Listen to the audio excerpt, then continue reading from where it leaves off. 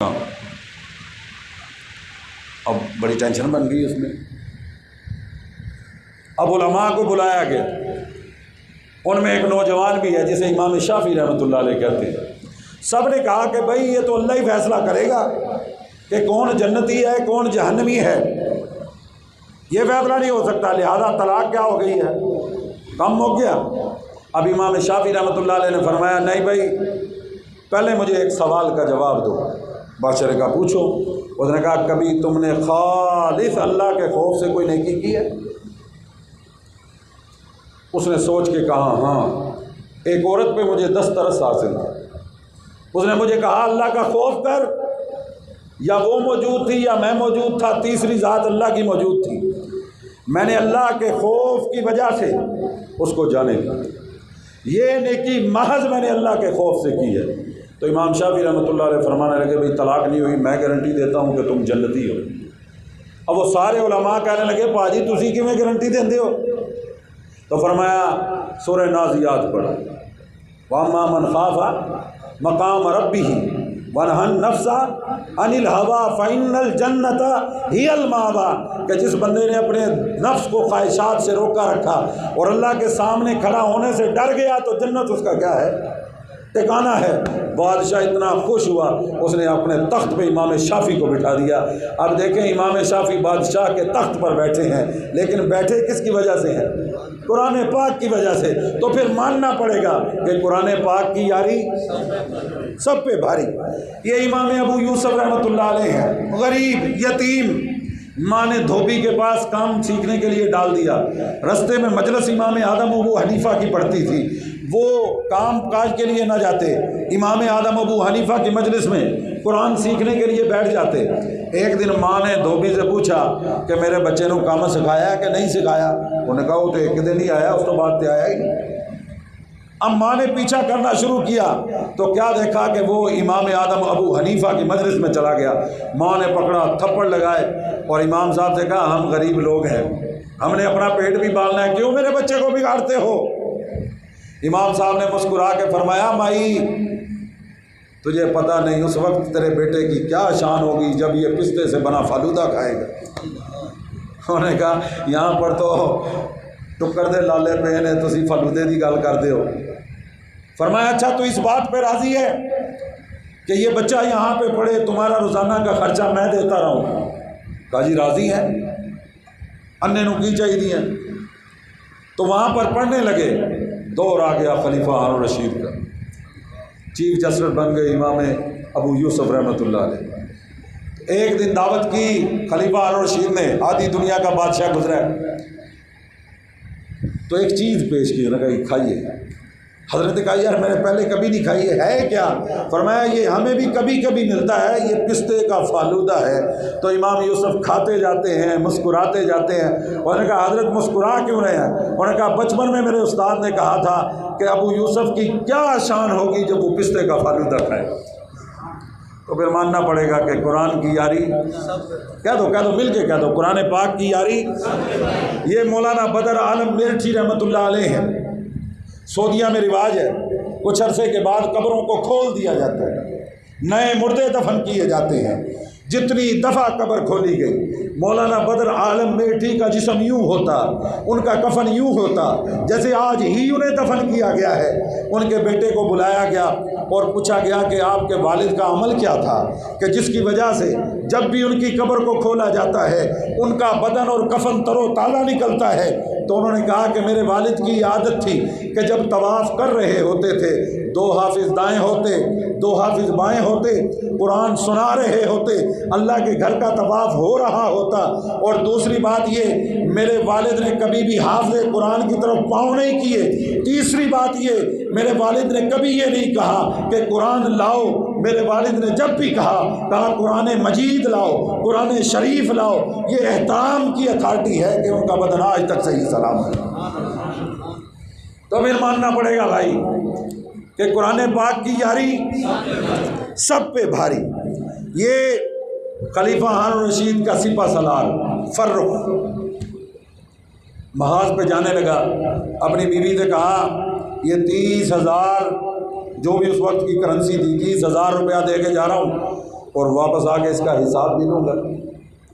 بیوی پیٹ سے تھی، بیٹا پیدا ہوا ربیہ رحمہ اللہ، بہت بڑے عالم دین اپنے وقت کے، 27 سال جنگیں کی، 27 سال جنگیں کرنے کے بعد 27 شہروں کو فتح کیا، واپس آیا، نہ کسی نے استقبال کیا، نہ کسی نے پہچانا کہ یہ کوئی سپہ سالار ہے، یہ کون ہے۔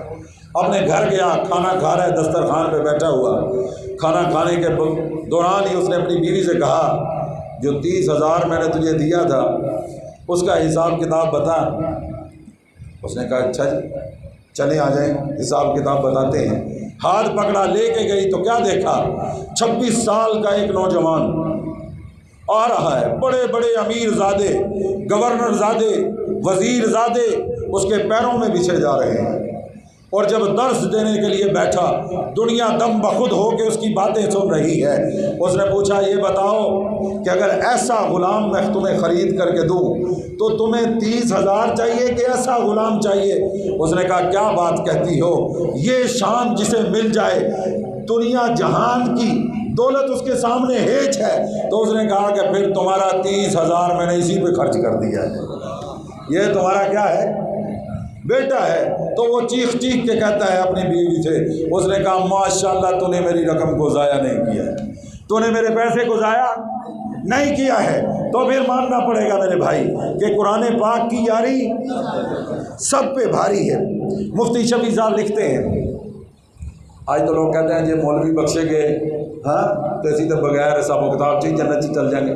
مفتی شفیع صاحب نے لکھا ہے، حضرت فرماتے ہیں رحمہ اللہ، فرماتے ہیں کہ اللہ پاک علماء سے کہے گا، حفاظ سے کہے گا کہ میں نے تمہارے سینوں کو قرآن پاک کے محفوظ کرنے کے لیے چنا تھا، اس لیے نہیں چنا تھا کہ میں تمہیں عذاب دوں گا، اس لیے چنا تھا کہ میں تمہاری مغفرت کروں گا، اور آج مجھے میری عزت اور جلال کی قسم ہے میں نے تمہاری بخشش کر دی۔ یہیں پہ بس نہیں، حضرت مولانا عمر پالنپوری رحمۃ اللہ علیہ بکھرے موتی میں لکھتے ہیں، حضرت فرماتے ہیں کہ اللہ پاک ایک بندے سے پوچھے گا، کوئی شے پلے نہیں، اب کھڑا ہوا ہے خالی ہاتھ، اللہ فرمائیں گے اچھا یہ بتا تیرا کوئی دوست عالم تھا؟ تو کہے گا نہیں۔ تیرے رشتہ داروں میں کوئی عالم تھا؟ نہیں۔ تیرے ٹبر میں کوئی عالم تھا؟ وہ کہے گا نہیں۔ اللہ پاک فرمائیں گے اچھا یہی بتا دے تیرا کوئی دوست عالم ہو، پھر آگے اس کا دوست عالم تھا اور تو نے اس کے ساتھ بیٹھ کے دسترخوان پہ کھانا کھایا تھا؟ وہ کہے گا ہاں ہاں میرا ایک دوست تھا، اس کا آگے دوست عالم تھا، میں نے اس کے ساتھ بیٹھ کے دسترخوان پہ کھانا کھایا تھا۔ اللہ فرمائیں گے جا اس کے ساتھ کھانا کھانے کی برکت سے میں نے دل بخشی۔ تو پھر ماننا پڑے گا کہ قرآن پاک کی یاری سب پہ بھاری۔ مفتی تقی عثمانی صاحب رحمۃ اللہ علیہ، ان کی خطبات ہیں، اصلاحی خطبات، ان میں انہوں نے عبداللہ بن مبارک کا واقعہ لکھا ہے۔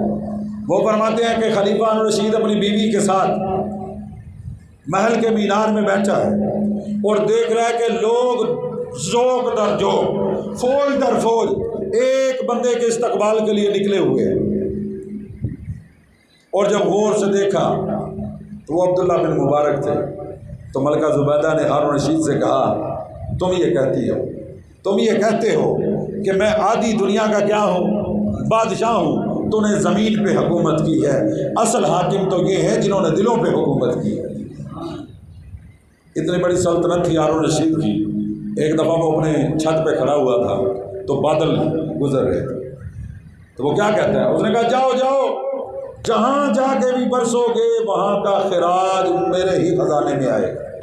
اتنی بڑی حکومت اور اس کی سلطنت تھی۔ تو میں نے عرض کیا میرے بھائی، اب اس پہ میں آخری بات اس موضوع پہ عرض کر دوں اور میں اپنی بات کو سمیٹ رہا ہوں۔ حضرت سکتی رحمۃ اللہ علیہ، حضرت شیخ زکریا رحمۃ اللہ علیہ واقعہ لکھتے ہیں، ان کی ایک مریدنی تھی جو کثرت سے قرآن پاک کی تلاوت کیا، کثرت سے۔ اس نے اپنا بچہ حضرت سکتی رحمۃ اللہ علیہ کے پاس پڑھنے کے لیے ڈال دیا، تو دریائے دجلہ پہ کسی کام سے استاد نے بچے کو بھیج دیا۔ بچے نے سوچا اب آ گیا ہوں تو نہا لوں، جیسے ہی وہ دریا کے قریب ہوا لپیٹ میں آ گیا، ڈوب گیا۔ بچوں نے دوڑ کر کے جا کے استاد کو بتایا، اس نے کہا جو فلاں طالب علم آپ نے بھیجا تھا وہ تو دریا میں کیا ہو گیا، ڈوب گیا۔ اب حضرت جنید بغدادی رحمۃ اللہ علیہ کو بلایا اور کہا یار اس کی ماں کو جا کے خبر دینی ہے اور مجھے سمجھ نہیں آ رہی کہ میں اس کی والدہ کو خبر کیسے دوں گا، یتیم بچہ ہے۔ تو حضرت دونوں احباب گئے ہیں اس کی ماں سے دلاسا دینے کے لیے اور کہا بھائی جو اللہ کا حکم تھا، اس نے کہا ہوا کی ہے؟ انہوں نے کہا جی بس اللہ کی مرضی تھی۔ کہا بتاؤ تو صحیح ہوا کیا ہے؟ کہا تمہارا بیٹا دریائے دجلہ کے اندر کیا ہو گیا ہے؟ ڈوب گیا ہے۔ اس کی ماں کہتی ہے کہ چلو مجھے وہ جگہ تو دکھاؤ جہاں پر میرا بیٹا ڈوبا ہے۔ وہ بتایا گیا وہاں پر جا کے وہاں پر تمہارا بیٹا، اس نے چھلانگ لگائی دریا کے اندر۔ کچھ دیر کے بعد وہ اپنے بیٹے کو اپنے کندھوں پہ اٹھا کر کے دریا سے باہر آ رہے ہیں۔ حضرت سختی رحمۃ اللہ علیہ پریشان ہو گئے، یا اللہ یہ کیا ماجرا ہے؟ اتنا گہرا دریا اور یہ عورت اپنے بیٹے کو نکال کے لے کے آئی اور وہ زندہ۔ کہتے الہام ہوا حضرت سختی رحمۃ اللہ علیہ کو، فرمایا اس نے اپنے سینے میں ہمارے قرآن کو زندہ رکھا ہے، ہم نے سمندر کی تہوں میں اس کے بیٹے کو زندہ رکھا ہے۔ تو پھر ماننا پڑے گا میرے بھائی، قرآن پاک کی یاری سب پہ بھاری، ایسا کوئی یار نہیں۔ فرمایا بعض پڑھنے والے ایسے ہوتے ہیں جن پہ قرآن لعنت کر رہا ہوتا ہے۔ اس کی وجہ کیا ہے؟ اس کی وجہ یہ ہے کہ جب اس میں آتا ہے کہ نماز پڑھو تو پڑھنے والا تو نماز پڑھتا ہی نہیں۔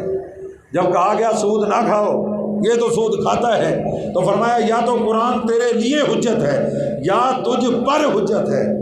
اور آپ نے یہ بھی سنا ہے کہ بارگاہ عزتی میں قرآن پاک کیا کرے گا؟ سفارش کرے گا، جھگڑا کرے گا، یا اللہ یا تو میرے پڑھنے والے کی بخشش فرما، نہیں تو مجھے اپنے کلام سے کیا کر دے، نکال دے۔ اور آپ جانتے ہیں کہ اس کی سفارش کو کیا کیا جائے گا؟ قبول کیا جائے گا۔ ایک ایسی کتاب کہ جس کا دیکھنا بھی ثواب، جس کا پڑھنا بھی ثواب۔ اور ایک بزرگ کے بارے میں ایسے آتا ہے کہ بالکل ان پڑھ تھے، وہ صرف حرفوں میں انگلی پھیرا کرتے تھے، میرا رب یہ بھی سچ کہتا ہے، یہ بھی سچ کہتا ہے، یہ بھی سچ کہتا ہے۔ اللہ کو ان کی ایسی ادا بھائی اللہ پاک نے اسی پہ ان کی بخشش فرما دی۔ تو اس لیے میں ان لفظوں کے ساتھ اپنی بات ختم کر رہا ہوں کہ کبھی یاسین پڑھتا ہوں، کبھی رحمان پڑھتا ہوں، اتارا ہے جسے رب نے وہی فرمان پڑھتا ہوں۔ تم شوق سے ناول اور رسالے پڑھو، مجھ پہ رب کی رحمت ہے کہ میں قرآن پڑھتا ہوں۔ تو پھر ماننا پڑے گا میرے بھائی، قرآن پاک کی یاری سب پہ بھاری۔ وآخر دعوانا